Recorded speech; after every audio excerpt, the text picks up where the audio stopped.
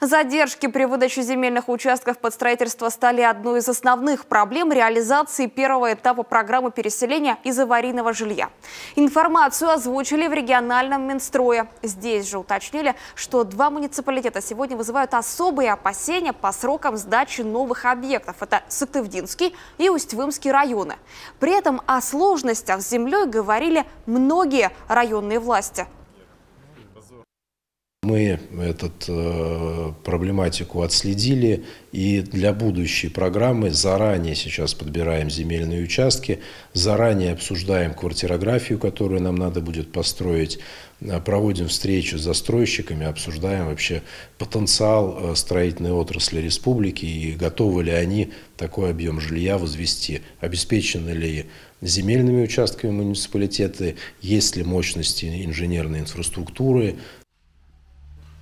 Новый этап программы переселения должен стартовать в 2025-м. Переселить планируется больше 6 тысяч квадратных метров аварийного жилья.